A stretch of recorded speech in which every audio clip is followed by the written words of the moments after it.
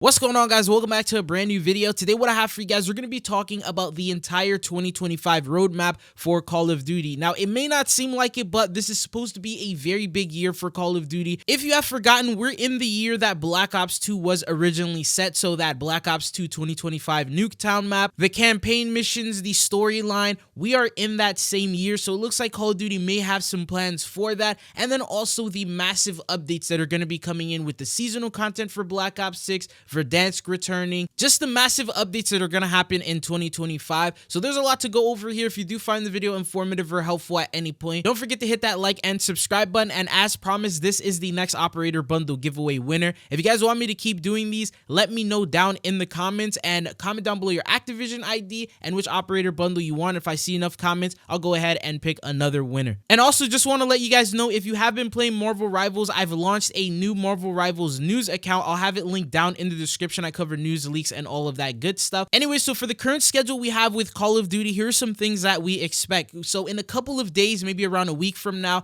in the day of 115, we're expecting maybe some sort of a zombies event. At the moment, they haven't announced or said anything about that. It's very typical with Treyarch titles, especially the zombies. They will have a 115 celebration day event where, for example, you'll get double XP, double essence, double weapon XP while you are playing in zombies. To pretty much just celebrate that, Treyarch will usually also tweet out saying happy 115 day, and we're celebrating by having the following content available. And it's a 1 day or usually maybe sometimes couple day type of thing, and this could potentially end up happening this time around. Not entirely sure. Maybe they could give a free gift pack for the zombies players, some free gobblegums, double gobblegum earn rate, something along those lines. Even if they go ahead and actually do this, it won't really be the biggest event, but I just wanted to mention it because that's the next thing on the calendar schedule. But following this, the next major update that we have is going to be Season 2. As we've talked about in yesterday's video, had a whole dedicated video talking about what to expect with that. That's going to be launching at the end of this month, around January 30th. And what makes this update very important is the fact that now that the devs are back in offices, they can sort of try and bring that player base back. December was a very, very bad month for Call of Duty in general. We know that the player base has fallen drastically. There's been major bugs and issues that are preventing players from enjoying the game and the experience, so they've sort of been avoiding that. Now with Season 2, it's supposed to come in and fix all of these problems. Apparently they're doing major changes to the anti-cheat system,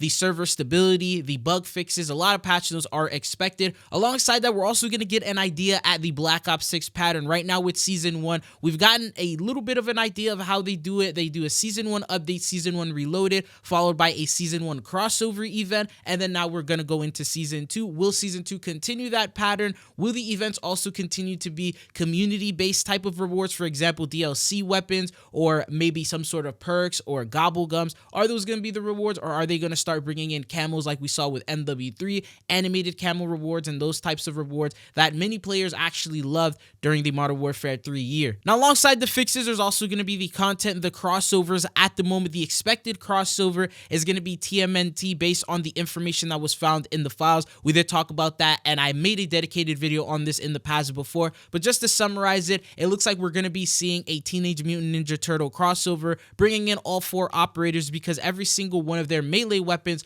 was found in the files, and we saw Squid Game being added in, so it's not too big of a stretch for them to add the Ninja Turtles. Even in the past, in Modern Warfare 2 Season 1 Reloaded, we actually saw the Shredder be one of the operators, or the very first crossover that they added in that game that comes in from the Ninja Turtles universe. So it's something that they have worked with in the past before, and that could be the potential Season 2 crossover event that we could end up seeing. Now at the moment, that's just based on leaks and nothing officially confirmed by Call of Duty, so we'll get more confirmation on that once we get closer to the Season 2 update. But other than that, there's also the massive preparation for Season 3. Now if you don't know what's happening in Season 3, that's going to be when they're returning Verdansk, and it's going to fall around the time of the 5-year Warzone anniversary. So that means it's going to be a very, very big year this year for Warzone in general, as they're going to be celebrating 5 years, and it would be pretty crazy to celebrate it with half the player base missing. So with the return of Verdansk, that's going to build up a lot of hype, bring back a lot of the player base,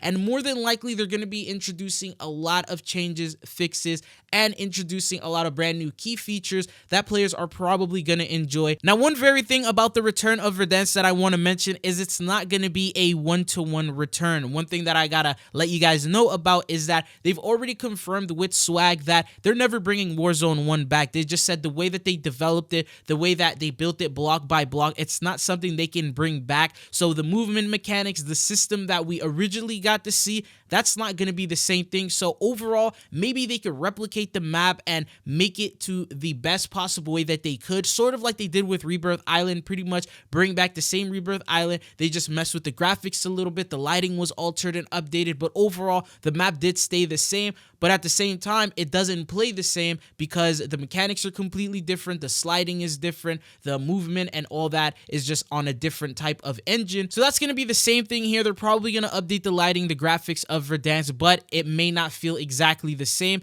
just because of how the movement mechanics are now. Now, for those of you guys who want a completely different Warzone map, well, we do have another Warzone map coming in, but it's actually going to happen after COD 2025. So what's going to happen here is there's going to be a new Call of Duty title that's going to come out every single year. We get a new COD, but this one is going to follow the same cycle that we saw with MW2 and MW3. So it's basically going to be a year 2 of the Call of Duty. So this is going to be year 2 of the Black Ops era, and now we're going to get a COD 2025 known as the Black Ops 2 sequel, according to the leaks and rumors that we have from Insider Gaming as well as other sources. They mentioned that it's going to have the same exact movement mechanics with the Omni movement that we see here in Black Ops 6, be on the same exact engine, but on top of this, it's going to be sort of like a follow-up to Black Ops 2 storyline. Now, usually, if they follow the pattern that we saw with Modern Warfare 3, then you can expect it to be one of those CODs that's going to remaster all the original Black Ops 2 maps at launch. So, for example, Carrier, Hijacked, Yemen, these types of maps that we saw on Black Ops 2, they're going to be returning here. And so far, if you've noticed, some of the remastered maps that they brought in, for example, Hacienda and these other maps are not coming in from the original Black Ops 2.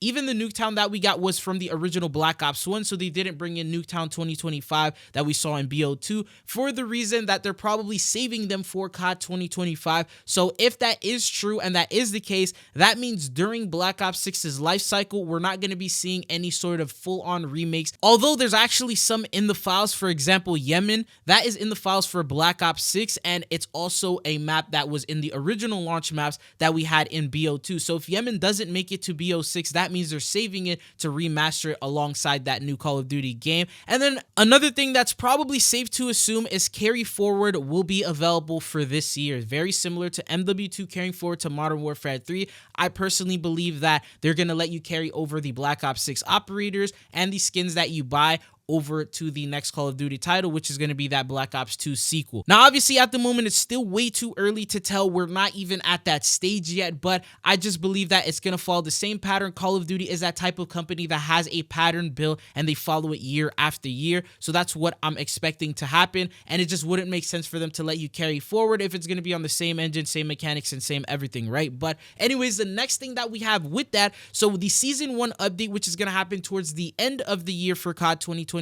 this update will more than likely be bringing in a brand new Warzone map. Now, the Warzone map that we know about right now is called Avalon. This was originally supposed to release with the launch of Black Ops 6's Season 1, but instead, we got years extend again for the reason that they wanted to wait until Verdansk was completed and then bring that in. So what they're going to do now is this big brand new map is going to be released during the COD 2025. And this map has quite a couple of familiar locations taken from different Treyarch titles, different Call of Duty maps and eras that we've seen in the past before, pretty much remade into a Warzone location. They've also added their own unique things where you get an idea of what the map looks like when you take a look here in theater mode, you fly around. This is basically the Warzone map, just obviously the graphics and the stuff isn't loaded in because we're in replay mode and in multiplayer, but when they fully load in, you'll get an idea at what type of map it is. It has the different cities, the different locations, mansions, and the different buildings that you see here, but on top of all of this, we know that Avalon also plays a role in the storyline. You saw that from the Season 1 cinematic trailer that they were heading towards Avalon, and then maybe the BO2 sequel is going to have some stuff to do with the map as well. So that's what you can expect. Now, the last thing I also want to talk about is it looks like all Call of Duty games at some point in 2025